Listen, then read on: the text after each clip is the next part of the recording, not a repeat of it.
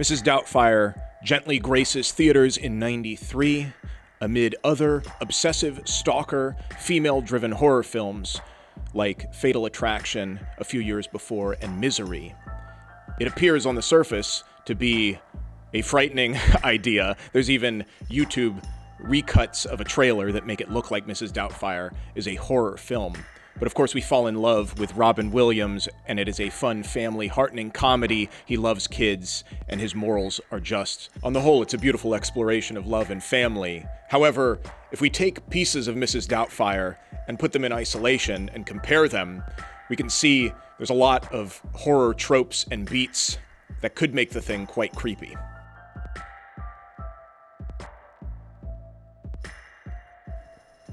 Robin Williams is a master of modulating, shifting, and altering his voice and accent, and he does so to become the character of Mrs. Doubtfire within the story in order to get closer to his kids. It seems a bit manipulative and coercive, and it is, but it's to him the only way to get close to his family.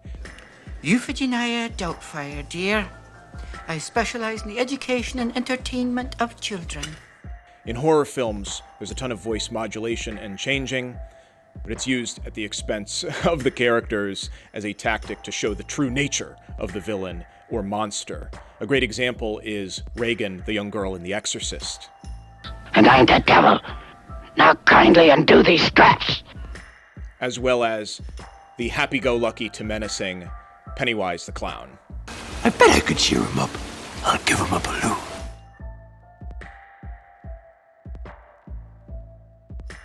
Robin Williams wears a mask in Mrs. Doubtfire to conceal his identity. Jeez! God. This is a common way to keep the villain creepy and a secret, such as the likes of Jason and in Scream and with Michael Myers. The lighthearted comedy aspect of Mrs. Doubtfire is the fact that we know it's him behind the mask, and we are rooting for him to not be found out by the kids.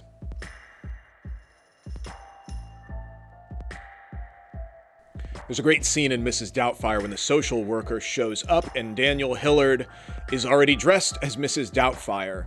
We are screaming, "Don't go up there," to her, but it's not for her sake, it's because we don't want Robin Williams to be found out. The horror trope that accompanies this is the reverse. It's the "don't go down there" instead of "don't go up there," and we hope that they don't get caught by the monster. So nice. I don't have to save face anymore, Mrs. Sellner. Corollaries include Barbarian, films with latent evil like The Conjuring, and the great reveal of a hidden darkness in Parasite.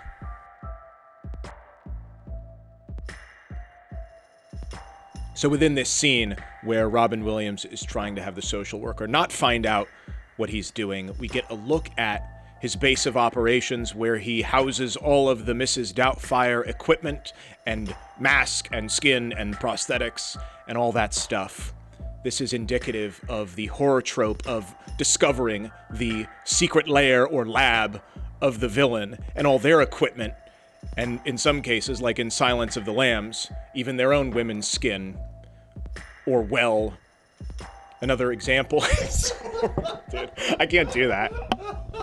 Such as in Silence of the Lambs, where Buffalo Bill is also hiding women's skin and a woman in a well, as well as The Fly, with the secret lab where he's performing his heinous experiments and transforming. Got pretty good at it, haven't I?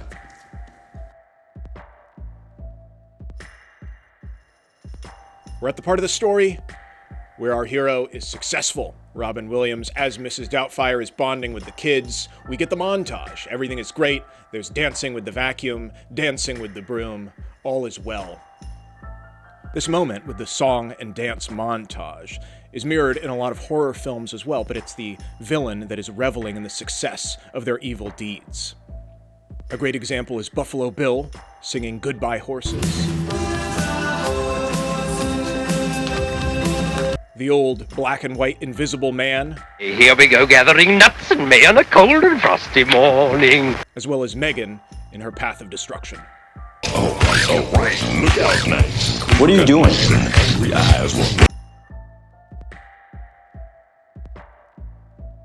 Mrs. Doubtfire also has this shot.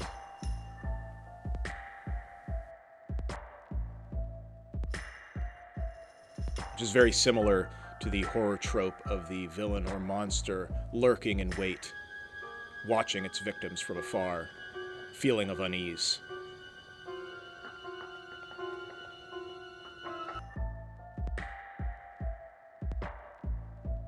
The pool scene in Mrs. Doubtfire is a point where the story has gotten so absurd that, as an audience, we feel like we need some justification or to be told that it's all going to be okay.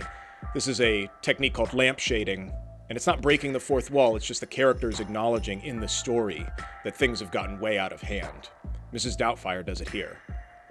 Oh, God, what am I doing here? This is beyond obsession. This is also used in a lot of horror films where the situation has become so unwieldy and the plot has become so confusing that the characters need to reassure themselves that it is in fact absurd. This happens in Aliens with the detection device. 6. Can't be, that's inside the room. It's reading right, man, look. Well, you're not reading it right. And also in Halloween when Michael Myers can inexplicably drive a car. Hey, isn't that Devon Graham? I don't think so.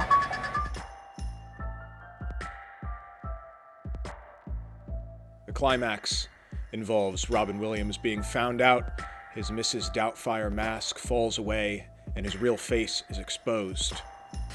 Daddy?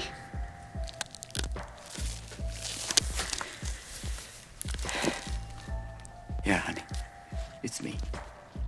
This is a common trope at the end of horror films when we have a monster that also reveals what it truly is. This happens in Nope.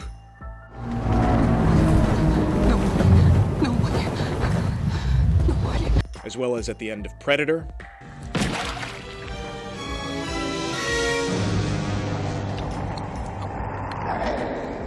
As well as werewolf stories, where the true nature of the beast is actually inside.